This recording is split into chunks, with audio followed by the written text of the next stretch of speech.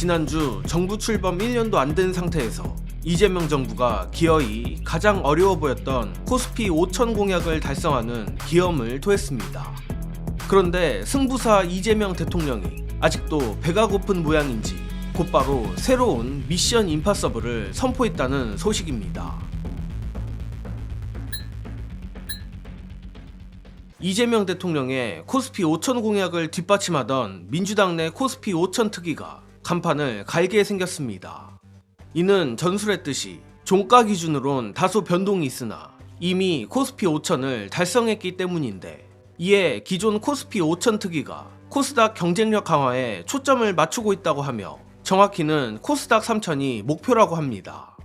일단 본격적인 내용 공유해드리기에 앞서 제가 정말 이재명 대통령과 최근 민주당의 효능감을 느끼는 부분이 이 부분인데, 과거 진보 진영이 공약 및 목표에 대해 다소 가치 중심적 얘기를 했던 데 반해 이재명 정부와 요즘 민주당은 철저히 숫자를 제시한다는 겁니다.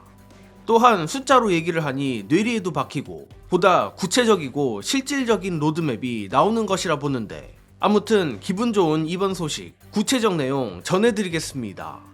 26일 민주당 코스피 5천 특위 관계자와 금융업계 등에 따르면 지난 22일 있었던 오찬 자리에서 이재명 대통령은 향후 자본시장 정책의 핵심 과제로 코스닥 시장의 질적 개선을 논의했다고 하며, 특히 중소기업 위주의 코스닥 시장에서 성장 단계 기업이 안정적으로 자금을 조달하고 장기적으로는 대기업 위주의 코스피 경쟁력까지 끌어올리는 구조를 만드는데 참석자들이 공감대를 형성했다고 보도는 전했습니다.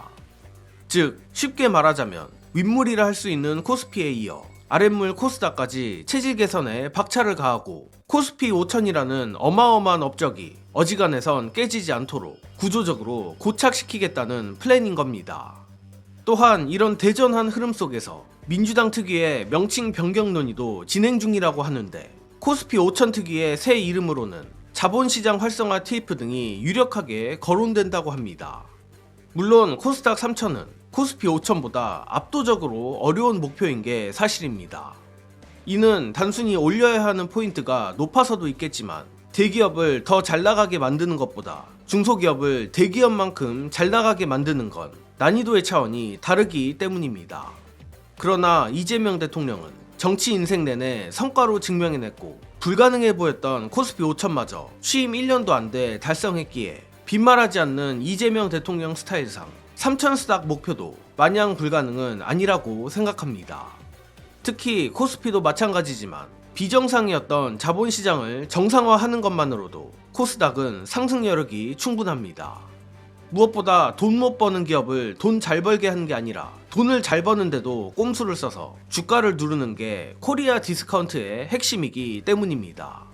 이는 자연스럽게 극우 보수 진영에서 말하는 실물 경제는 안 좋은데 왜 주가는 오르냐라는 무식한 질문과도 연결되는데, 이젠 워낙에 많이들 아시기도 하겠지만 관련해 이 부분 김용남 전 의원의 똑부러지는 해설 보시고 이어가겠습니다. 전 세계에서 가장 빠른 성장이라는 거잖아요. 근데 그게 이유가 있나? 라는 생각이 좀 들거든요. 이유가 있습니다. 예. 가장 최근에 코스피가 많이 오른 거는 물론 반도체하고 뭐 가장 최근에 현대차 때문이긴 합니다만, 전반적으로 2,500선에서 4,000포인트까지 올릴 때는 정책 이슈로 오른 거예요. 예, 그러니까 예. 한국 주식이 왜 항상 싼 주식이었냐? 쌀만 했거든요. 왜냐면 주식을 갖고 있어도 소용이 없어요. 뭐 배당을 주길 하나, 뭐 그리고 지배주주 중심의 회사 경영, 그리고 주주를 대접하지 않는데, 이게 지난해부터 시작된 상법 개정 등으로 인해서 이제는 주식을 갖고 있는 주주가 소액 주주도 대접을 받을 수 있는 가능성이 열린 것이거든요. 예, 예. 이른바 상장 기업들의 거버넌스가 개선되면서 오른 것인데, 사실은 우리보다 일본이 대략 10년 이상 빨리 시작했어요, 이거를. 그러면 일본 경제가 그동안 좋아졌느냐? 그렇게 보기는 어렵죠. 우리도 그 작업이 이루어지고 있는 것이거든요. 그러니까 이게 허황되거나 뭐 사상 누각이 절대 아닙니다. 물론 전 세계적인 유동성 장세와 AI 붐으로 인한 반도체 대호황이 코스피를 대폭 상승시킨 것도 부정할 수 없는 사실입니다. 하지만 그와 동시에 상법 개정으로 대표되는 현 정부의 주식시장 정상화 기조 덕분에 주식이 올라도 팔지 않고 버티는 이른바 주가 하방 경직성이 놀라울 정도로 강해졌습니다.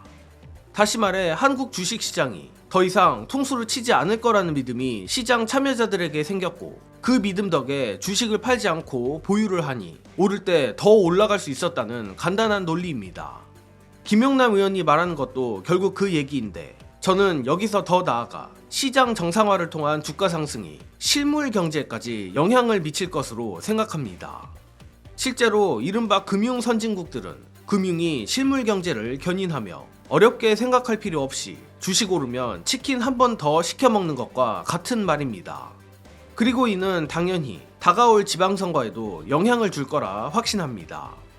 즉, 저는 현 정부의 3,000닭 목표를 단순히 5,000피 다음의 목표, 그 이상이라 보는데, 가뜩이나 사실상 유권자로 봐도 무방한 주식 투자 인구가 무려 1,500만 명에 달하는 걸 생각하면 이재명 정부와 민주당의 시장 정상화 드라이브는 그야말로 파죽지세 아닐까 감히 예상합니다.